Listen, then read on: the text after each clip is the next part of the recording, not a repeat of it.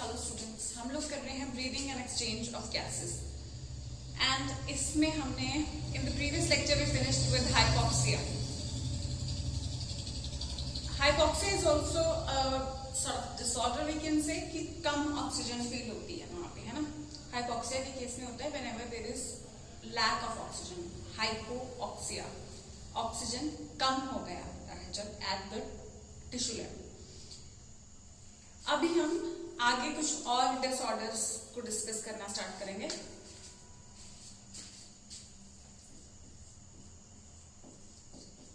Disorders of respiratory system.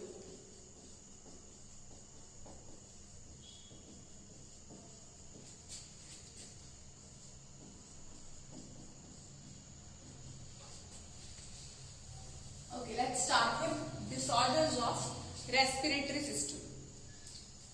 Disorders हम हर chapter में आप लोग देख रहे हैं, जितने भी हमने ह्यूमन फिजियोलॉजी के चैप्टर अभी तक कवर किए, लास्ट में हम लोग डिसऑर्डर्स डिस्कस करते हैं. वैसे अब हम इसके respiratory system, breathing and exchange of gases में हमने अपने रेस्पिरेटरी सिस्टम के बारे में पढ़ा और अभी इसके हम डिसऑर्डर्स डिस्कस करेंगे. Disorder, when something is not in order. You know, up till now, you know my habit of dividing the words so that it is easy to grasp the things. So similarly, I am going to divide this word as disorder when the things are not in order. And these are the disorders of respiratory system when the things are not in order in the respiratory system. Fine. First of all, we will consider a broader disorder which will include multiple types or something. सबसे पहले हम आते हैं chronic obstructive pulmonary disorder. आपको chronic obstructive pulmonary disorder पे अकेला ही question आ सकता है, 3 मार्क्स का क्वेश्चन आ सकता है एग्जाम में, या एमसीक्यू क्वेश्चंस तो बनते ही हैं. थ्योरी पॉइंट ऑफ व्यू से आपको भी पूरा ब्रॉडर एक कैटेगरी बांध के भी क्रोनिक ऑब्स्ट्रक्टिव पल्मोनरी डिजीज आ सकता है, या किसी भी एक टाइप पे भी क्वेश्चन इसके आ सकता है. क्रोनिक ऑब्स्ट्रक्टिव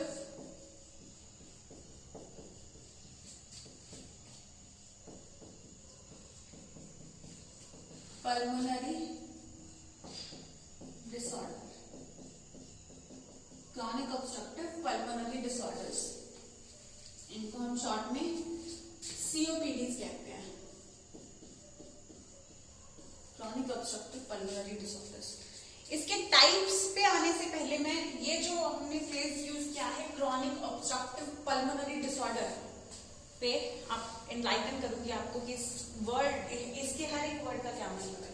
डिसऑर्डर का मतलब आप लोग समझ चुके हो कि something is not in order, it is not correct. Obviously we are here discussing all the disorders only. Pulmonary stands for lungs, related to lungs, ठीक है, लंग्स या उसके किसी भी पार्ट से रिलेटेड. ऑब्स्ट्रक्टिव, ऑब्स्ट्रक्ट होने का क्या मतलब होता है, something is got obstructed in the lungs. Obstruct, obstruct का क्या मतलब हो गया है, ब्लॉक हो जाना. ऑब्स्ट्रक्ट का मतलब होता है ब्लॉक हो जाना. फॉर एग्जाम्पल यहाँ पे ट्यूब है, यहाँ पे ट्यूब है, ये इसके अंदर कोई प्लग कुछ जमा हो जाए तो इसको हम कह सकते हैं हमने इसको ऑब्स्ट्रक्ट कर दिया. फॉर एग्जाम्पल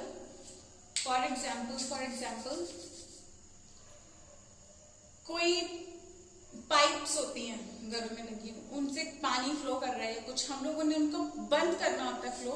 सो आप लोगों ने कई बार देखा होगा कि ड्यूरिंग रिपेयर, जब इवन ऑन द रोड्स कई बार रिपेयर चल रहा होता है, हमारे इंडिया में जो जुगाड़ चलता है उसमें वो क्या करते हैं, कई बार कुछ भी बोरी जैसा कुछ उसको या रस्सी जैसा कुछ भी उसको बांध के उसका गोला सा बना करके वैसे ट्यूब को एक बार ब्लॉक कर देते हैं so that they can work over the cleaner area, कि पानी का फ्लो वहां पे ना हो. एक बार रिपेयर वर्क कर सकते हैं किसी भी टैंक वगैरह का तब तक. उसके बाद वो जो उसने पाइप में अटका रखा होता है वो उन्होंने उसको निकाल देते हैं और पानी का फ्लो शुरू हो जाता है. तो वो पाइप का उन्होंने क्या किया, उसको ब्लॉक किया हुआ, दैट इज उसको उसने क्या हुआ है, उस पाइप को उन्होंने क्या किया हुआ, ऑब्स्ट्रक्ट किया हुआ. That is what is obstructing it. यहाँ पे कौन सी पाइप आ गई और क्या ऑब्स्ट्रक्शन हो रही है, आपको याद होगा ट्यूब्स होती हैं यहाँ पे जो रेस्पिरेटरी ट्रैक में हमने देखा, ट्रैक या primary bronchi secondary bronchi, tertiary bronchi and all that. ये ट्यूब्स होती हैं जो ऑब्स्ट्रक्ट हो जाती हैं किसी ना किसी चीज की वजह से, कुछ ना कुछ इनके अंदर ऐसा अटक जाता है जिसकी वजह से ये ऑब्स्ट्रक्ट हो जाती हैं, और जो हमारा हम सांस लेते हैं, जो ब्रेथ अंदर जाएगी, सांस अंदर जाएगी, वो अंदर जाने से ब्लॉक हो जाती है। So that is why it is called obstructive. Now chronic obstructive pulmonary disorder, you understood, something has obstructed the respiratory tract, right? But chronic से opposite word है acute. There are two words to it, acute and the other word is chronic. ठीक है, acute का क्या मतलब होता है? acute मतलब short term और sharp।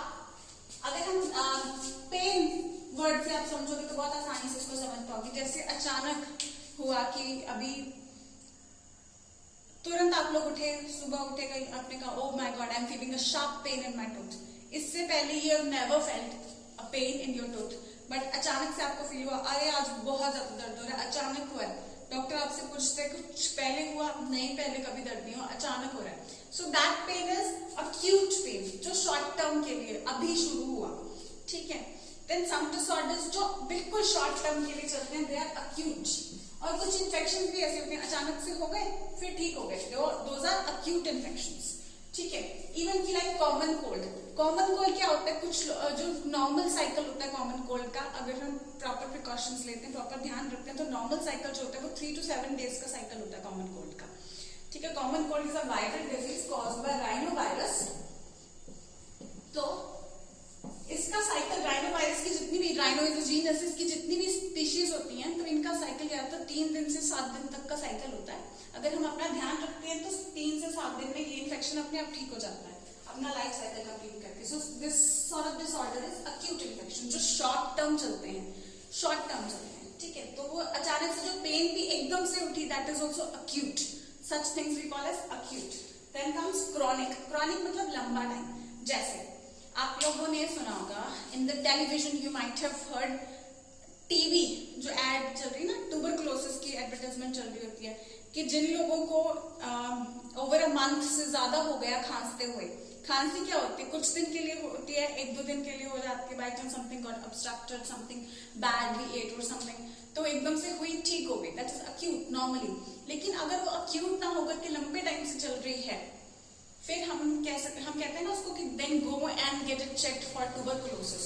ट्यूबरकुलोसिस का फिर 3 to 6 months का रेजिमेंट होता है, ट्रीटमेंट रेजिमेंट होता है, यानी कितना लंबा इन्फेक्शन वो चलता है, ठीक है। जहां पे थोड़े थोड़े सिम्टम्स आते रहते, लेकिन वो लंबा चलता रहता है। कई बार सिम्टम्स ग्रेव भी हो सकते हैं, लेकिन वो लंबा इन्फेक्शन चलता है, दैट इज क्रॉनिक।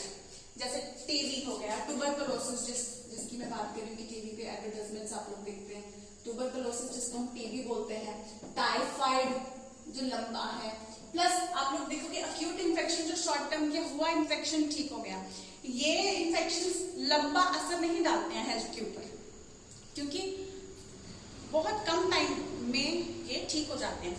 लेकिन क्रॉनिक इन्फेक्शन जो लंबा टाइम रहता है, वो हमारे मल्टीपल ऑर्गन्स को कई बार अफेक्ट कर जाता है, ठीक है। So that is chronic. अभी के लिए समझने के लिए acute short term, chronic long term. तो acute chronic words you will be using throughout your biology, even throughout your career you'll be, if you are going to pursue medical, of course medical students हैं आप लोग, और अगर आप लोग continue करते हैं इसमें, तो ये acute और chronic words infections के बारे में जैसे जैसे आप सुनेंगे, तो ये acute और chronic word आप सुनते रहेंगे। तो whenever you hear such a word, you mustn't get confused. You must know that what it means. Acute short term का होता है, chronic लंबे टाइम से। अगर मैं आपको कहूँ I have an acute pain in my tooth, that means अभी short term, अभी दर्द होना शुरू। अगर मैं कहूँ chronic pain, I have to tell you the history dates back to about 3 months और 1 year, तब दर्द शुरू हुआ था, लेकिन तब मैंने ये ऑइंटमेंट ले लिया, तब मैंने ये मेडिसिन ले लिया था, फिर ठीक हो गया था, फिर शुरू हो गया था। सो that pen becomes chronic. When it is very short term, that is it is acute. जब लंबा हिस्ट्री होता है उसका, हाँ तब हुआ था, फिर ये हो गया था, फिर ये हो गया था, all those things come under chronic, ठीक है।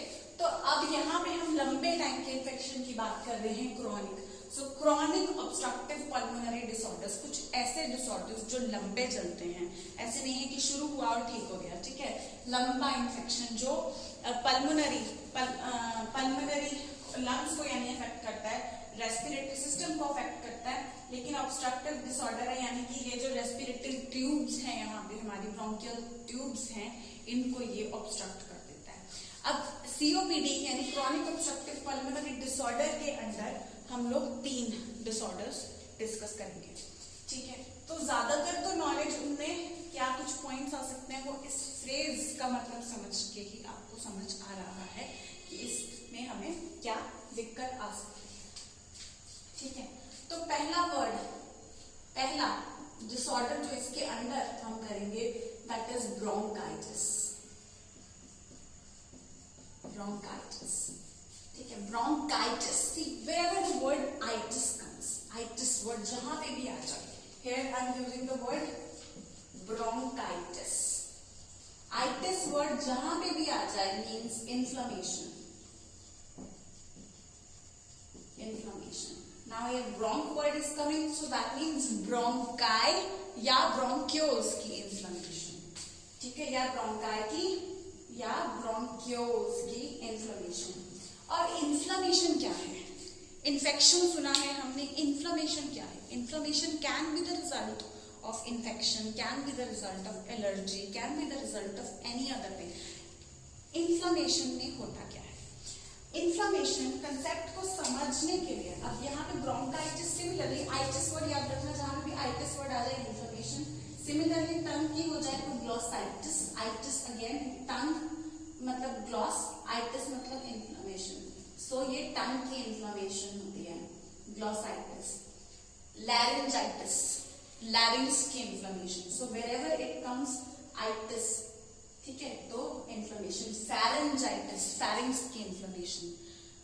टॉन्सिलाइटिस, टॉन्सिल्स कहते हैं, ज्यादातर लोग कहते हैं मेरे टॉन्सिल हो गए। टॉन्सिल सबके होते हैं, tonsil is a normal lymphoid organ, लेकिन टॉन्सिलाइटिस होता है उनको। Tonsillitis is the inflammation of tonsils, ठीक है।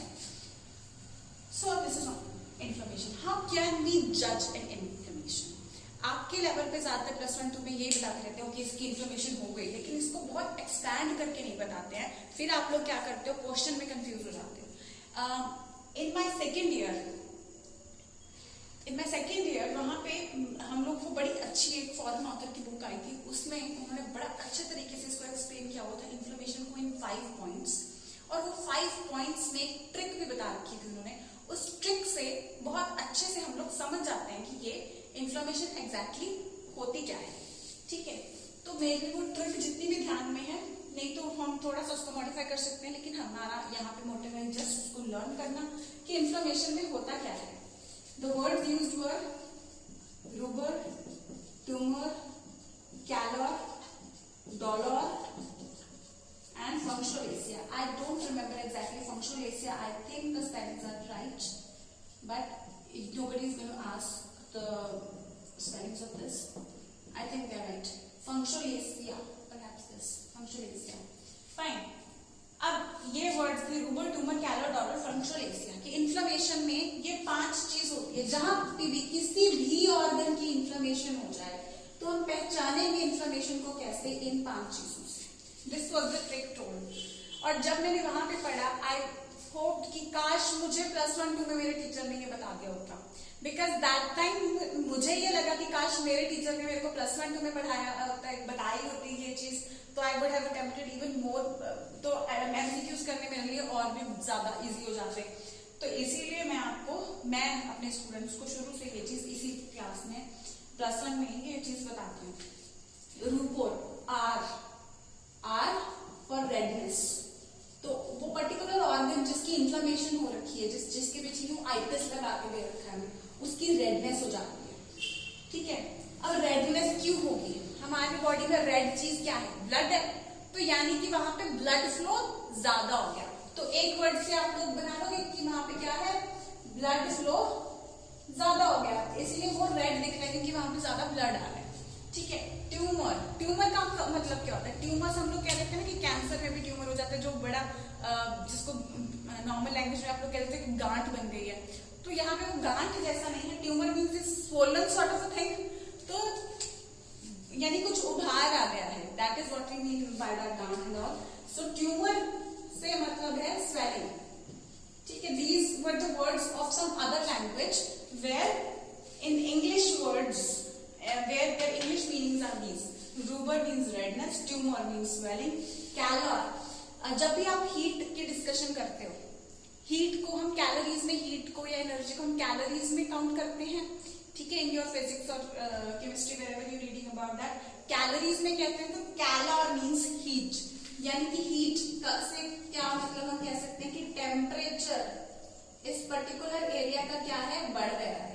तो इस पर्टिकुलर एरिया का टेम्परेचर बढ़ गया, the particular inflamed area is warmer. Fine, okay. If I am talking about the tonsillitis, I used to suffer from the tonsillitis when I was small, so I used to feel the swelling over here, ठीक है। तो redness can be seen from by opening the mouth, okay। Then calories, the temperature would be raised of the inflamed part। dolor से क्या मतलब है, dollar, आप dollar word आप कैसे याद कर सकते हो, आप लोगों ने शायद एक टैबलेट का नाम सुना होगा, डोलो करके, जो लोग सिवियर पेन के लिए लेते हैं, इस ज्यादातर सर्जरीज के बाद वगैरह देते हैं, उसको सिवियर पेन के लिए लेते हैं। तो इससे आप लोग याद कर लेना, डोलो का वर्ड, डोलो जो टैबलेट होती है उसका नाम डोलो पड़ा इसलिए क्योंकि वो पेन रिलीव करने के लिए है, ठीक है। तो लेकिन हम उल्टा याद कर लेंगे, इन्होंने नाम डॉलर से लिया है actually, because dolor means pain. तो टैबलेट के मैन्युफैक्चरर्स ने नाम डोलो का डॉलर वर्ड से लिया है, डॉलर मीन्स पेन, लेकिन हम लोग उल्टा याद कर लेंगे कि डोलो डॉलर से आया है, ठीक है। कि dolor word means pain. Functionless, functio word, functionless यानी फंक्शन लेस हो गया इसका, loss of function. So particular जिस भी एरिया की इन्फ्लेमेशन हो जाती है वो लॉस ऑफ फंक्शन यानी वो काम नहीं कर पाती है, उसमें पेन होता है, उसका टेम्परेचर बढ़ जाता है, उसमें स्वेलिंग हो जाती है और वो रेड कलर का दिखाई देता है, रेड कलर का, क्योंकि ब्लड फ्लो वहां पे बहुत ही ज्यादा हो जाता है। तो ये इन्फ्लेमेशन के पॉइंट्स होते हैं, और उस पर्टिकुलर एरिया को हम लोग कहना शुरू कर देते हैं कि वो क्या हो गया, इन्फ्लेम्ड हो गया, इन्फ्लेम्ड हो गया, ठीक है, इन्फ्लेम्ड हो गया, मेनली उसकी क्या हो गई, इन्फ्लेमेशन हो गई, ठीक है। तो यहाँ पे अगर हम कह रहे हैं bronchitis, bronchitis means inflammation, inflammation of bronchi. तो मल्टीपल पॉइंट्स देखो, यहाँ पे हमें इन्फ्लेमेशन ऑफ ब्रोंकाई और ब्रोंकाइटिस, और यहाँ पे हमें कितना कुछ मिल रहा है, देखो इसके बारे में इतनी सी बात से इन्फ्लेमेशन वर्ड में कितना कुछ आ गया, ठीक है। और यहाँ पे इस फ्रेज को समझ के भी हमें कितनी डिटेल अकेले ब्रोंकाइटिस के बारे में पता चल रही है ना। तो इतना सा आप लोग जस्ट फ्रेजेस को समझ के आप देख सकते हो कि कितना ज्यादा हम लोग कंसेप्ट को समझ पाते हैं। अब यहाँ पे जब इसकी इन्फ्लेमेशन हो जाती है तो और क्या होता है, there is excessive production of mucus, mucus यानी बलगम बननी शुरू हो जाती है, ठीक है। गले में क्या है, बलगम बननी शुरू हो जाती है, क्योंकि क्या हुआ, इन्फ्लेमेशन हुई है। हो सकता है ये इन्फ्लेमेशन किसी भी कारण हो सकती है, किसी इन्फेक्शन के कारण, किसी एलर्जन के कारण हो सकती है। तो वो पर्टिकुलर चीज को बाहर निकलने के लिए एक तरीके से ये म्यूकस प्रोटेक्टिव चीज होती है, तो इसको बाहर निकालने के लिए बनता है। लेकिन ये जब बनता है तो बेशक वो सेफर साइड के लिए बन रहा है, लेकिन यहाँ पे हमें बहुत ज्यादा परेशान कर देता है, हम लोग को सांस लेने में दिक्कत आनी शुरू हो जाती है, अंदर जो सांस लेके जाने में भी दिक्कत आनी शुरू हो जाती है, एक्सेसिव प्रोडक्शन ऑफ म्यूकस हो जाती है, ठीक है। और ये जो म्यूकस होता है ये कैसा होता है,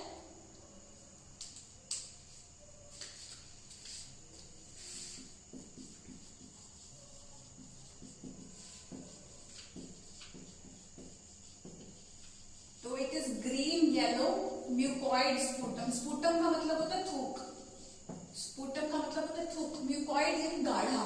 तो ये जो गाढ़ा ग्रीन येलो कलर का म्यूकॉइड स्पूटम होता है। और रेगुलर, अब देखो गले में कोई चीज फंसी होती है तो उसको निकालने के लिए बॉडी का नेचुरल रिफ्लेक्स है कि क्या होता है, खांसी होती है। सो क्या हो जाता है, रेगुलर इस पेशेंट में कफ हमें देखने को मिलती है, ताकि इस बलगम को जो अंदर जमा हो गई है इसको बाहर निकाला जा सके। और इसके कॉज क्या हो सकते हैं?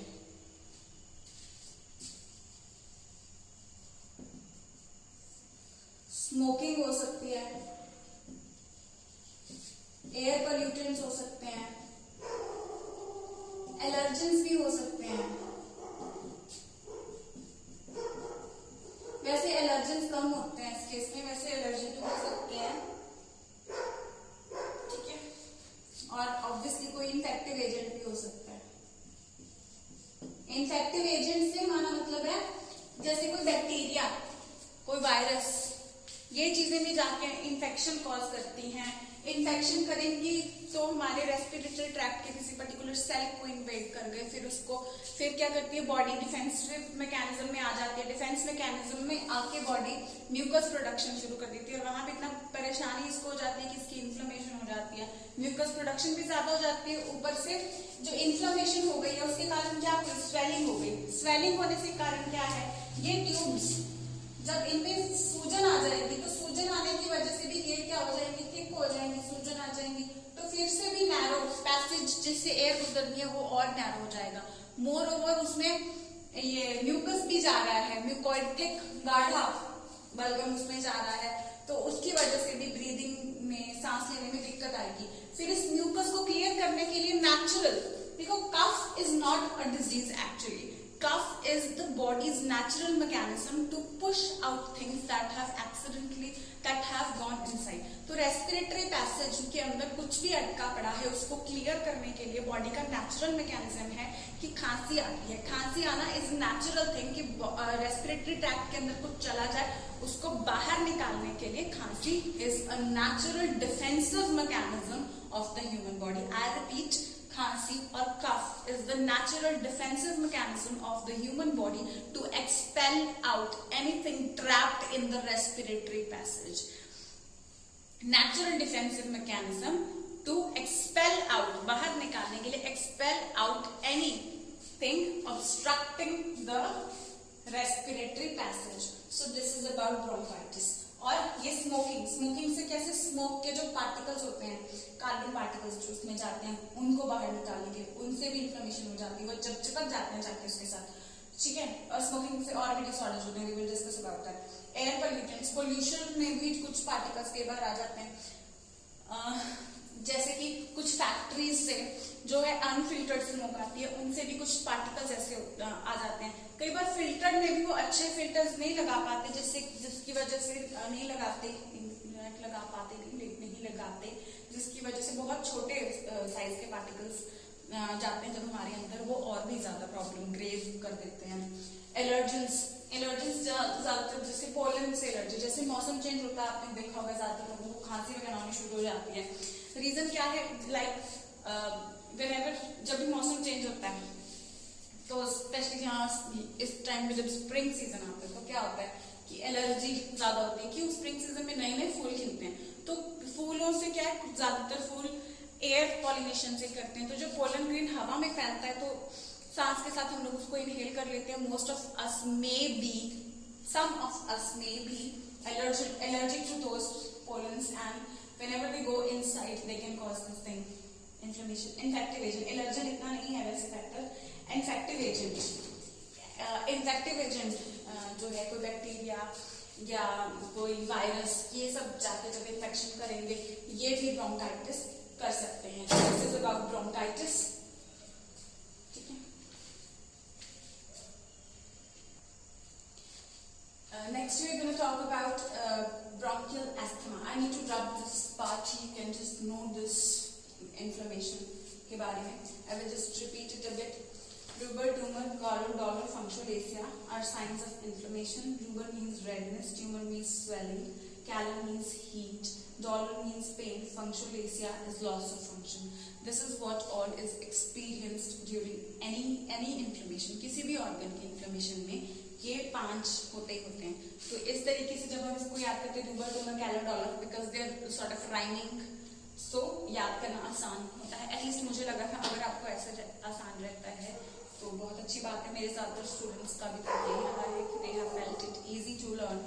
the symptoms this way, and if you want to learn just this way, that will be okay. ठीक है. R से रूबर, रेडनेस, ट्यूमर मतलब हम लोग जानते हैं कार्ड जैसा कुछ, ट्यूमर स्वेलिंग हो गया है. कैलर, कैलोरीज यानी हीट जाती है. डॉलर, डोलो से याद कर सकते हैं कि pain, dolor means pain. Then functional ACI is loss of function. The organ is not able to function properly when it is inflamed. और जब उसकी इन्फ्लेमेशन हो गई है तो वो अच्छे से फंक्शन नहीं कर पाता है. ठीक है बच्चा. और यहाँ पे हम लोग बात कर रहे थे ब्रोंकाइटिस की. ब्रोंकाइटिस के साथ साथ मैंने आपको कुछ और टर्म्स बताई. टॉन्सिलाइटिस, ग्लॉसाइटिस, लैरेंजाइटिस. एनीथिंग के पीछे आइटिस, ग्लॉसाइटिस, लैरेंजाइटिस, फेरेंजाइटिस. जो जुकाम होता है उसको राइनाइटिस, कई बार नोज में इन्फ्लेमेशन हो जाती है ना, तो rhinitis. Rhino means nose. That is why rhinovirus, because it causes infection in the nose, nasal passage. Laryngitis, glossitis, pharyngitis यानी pharynx की inflammation. ठीक है, laryngitis हो गया. Tonsillitis, tonsils की inflammation. So glossitis, tongue की inflammation. tongue बड़ी बड़ी लाल लाल सी दिखनी शुरू हो जाती. So all these itis means this thick. ठीक है. तो इससे क्या हो जाएगा, कुछ ये नहीं है कि आपको स्पेसिफिकली ये 5 फीचर पे क्वेश्चन, बट मल्टीपल क्वेश्चन आप लोग इससे अटेम्प्ट कर पाते हैं, क्योंकि मल्टीपल जितने भी कंसेप्ट है वहां पे ये इन्फ्लेमेशन वर्ड पे आके कुछ बच्चे अटक जाते हैं. वहां पे अभी आप लोग अटकोगे नहीं, व्हेनेवर, बिकॉज इन्फ्लेमेशन वर्ड पे we are going to use time and again all throughout class 11 and 12.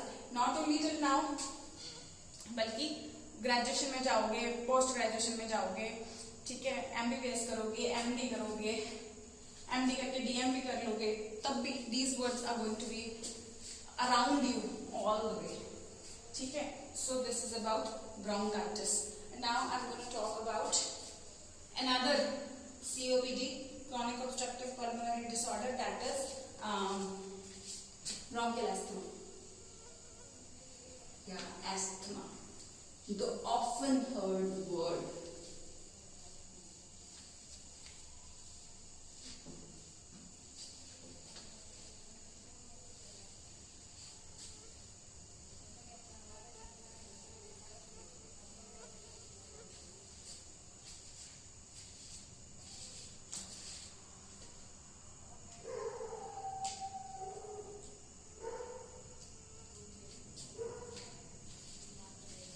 So it is the second COPD.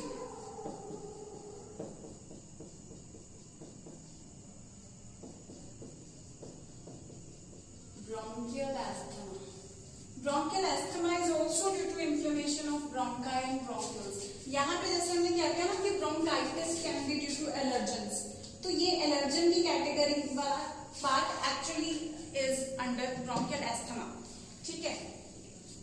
सो आप लोग एलर्जन बेशक यहाँ पे नाम मेंशन करो, लेकिन इसकी वजह से भी जो ब्रोंकाइटिस, ब्रोंकियल एस्थमा में भी एक तरीके से हो जाता है ब्रोंकाइटिस, बट उस चीज के लिए हम टर्म ब्रोंकियल एस्थमा बोल देते हैं. It also includes, it is, so we can say bronchitis is symptom of bronchial asthma in तरीके से, because it is inflammation. It is also inflammation of bronchi and bronchioles, but mainly due to allergens. But mainly it is due to allergens. Allergy की वजह से ज्यादातर होता है. तो ये ज्यादातर most common cause is this thing, allergy. ठीक है. एलर्जन यानी ज्यादातर पोलन एलर्जी है, पोलन एलर्जी. अब एलर्जी ब्रोंकियल एस्थमा में भी एलर्जी भी डिफरेंट चीजों से, जैसे फूलों से तो एलर्जी बहुत कॉमन है, वीट एलर्जी आजकल बहुत कॉमन है, लेकिन ब्रोंकियल एस्थमा ज्यादातर पोलन एलर्जी की वजह से होता है. एक पर्टिकुलर झाड़ी होती है जिसको हम पार्थेनियम ग्रास या वीट ग्रास बोलते हैं. साइंटिफिक नेम उसका पार्थेनियम है. उसको normally wheat grass, parthenium grass बोला जाता है. पार्थेनियम ग्रास जो होता है, ये झाड़ी होती है एक तरीके की. ये जब इंडिया ने फर्स्ट टाइम फॉरेन से आफ्टर इंडिपेंडेंस वीट इंपोर्ट की थी, तो उसके साथ में ये मिक्स करके भेज दी गई थी. और अभी ये इतनी ज्यादा एक्चुअली इतनी तेजी से फैलती है कि इंडिया में इतनी ज्यादा फैल चुकी है कि इंडिया में ब्रोंकियल एस्थमा के पेशेंट ज्यादातर इससे एलर्जिक हैं, पार्थिनियम ग्रास का जो पोलन फैलता है, झाड़ी का जो पोलन फैलता है, इससे ज्यादातर जो है पेशेंट्स वो ग्रस्त हैं। इसकी वजह से ब्रोंकियल एस्थमा बहुत ज्यादा देखने को मिला है। और इस पर्टिकुलर कंडीशन में हमें क्या देखने को मिलता है? स्पाज्म्स फील होते हैं। जो हमारे ब्रोंकियल मसल्स होती हैं वो स्पाज्मोडिक कंट्रैक्शंस करती हैं। तो स्पाज्म्स ऑफ ब्रोंकियल मसल्स, सो जो मसल्स होती हैं यहाँ पे वो उनमें स्पाज्म्स देखने को मिलते हैं, तो वो परेशान करती हैं ऑब्वियसली। अब फिर से क्या है, इन्फ्लेमेशन हो जाती है। इन्फ्लेमेशन से जो केमिकल्स हमारी बॉडी में प्रोड्यूस होते हैं वो एक्चुअली वेसल्स को भी कंस्ट्रिक्ट करते हैं। हिस्टामिन जो भी प्रोडक्शन होते हैं वेसल्स को भी कंस्ट्रिक्ट करते हैं, प्लस ब्रोंक्यूल्स को भी कंस्ट्रिक्ट करते हैं। यानी कि if this was the normal diameter, so this would become the normal diameter, यानी कि कम हो जाएगा नॉर्मल डायमीटर। स्पाज्म हो जाएंगे प्लस इन्फ्लेमेशन की वजह से इनका कंस्ट्रिक्शन हो जाएगा। क्या हो जाएगा? ब्रोंको कंस्ट्रिक्शन हम इसको बोल देते हैं।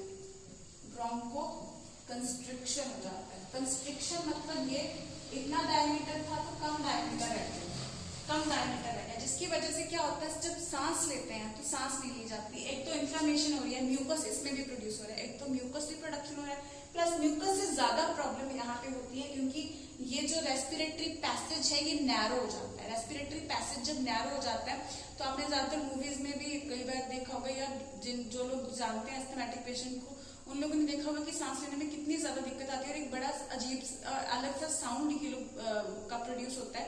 Whenever they are having an asthmatic attack, that is करके साउंड प्रोड्यूस होता है। वो गहरा सा जो सांस प्रोड्यूस होता है वो वीजिंग साउंड उसको हम बोलते हैं।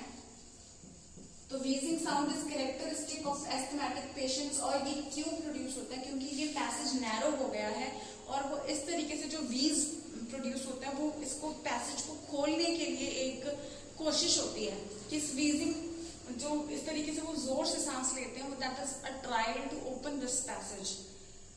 ठीक है, it is really a bad situation for these people, and bronchial asthma is day by day increasing because of the protective environment that day by day we are living in, or maybe there are multiple reasons for this, we just cannot say, but asthma is becoming a very problematic situation. So अगर आप V's को define करना हो तो इसको आप define कर सकते हो high pitched sound.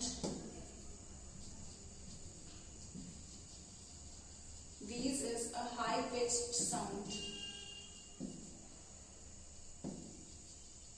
produced in order to open the passages, open the respiratory passages.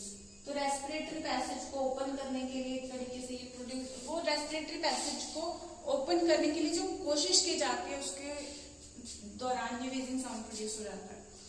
ठीक है, इसके लिए वैसे मेडिसिन आपके सिलेबस में नहीं है लेकिन मैं बता देती हूँ आप लोगों को। लेकिन I am telling this medicine that doesn't mean कि you keep on trying this or prescribe it to anyone. ठीक है, the person has to see the doctor to see it,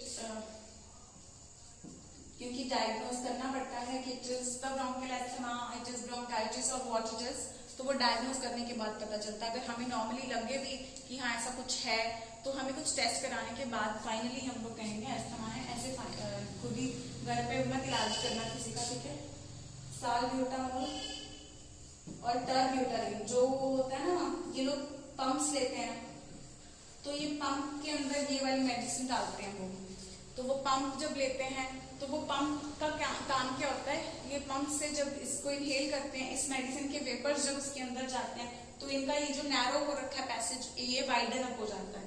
ठीक है, तो ठीक है, हमारी मैडम ने बता दिया तो हम लोग खुद ही प्रिस्क्राइब कर दें, डोंट डू दैट, बिकॉज उनको डायग्नोज करने के बाद ही आप लोग प्रॉपर से पता कर सकते हैं कि it is asthma, only then we can prescribe, not before that. ठीक है,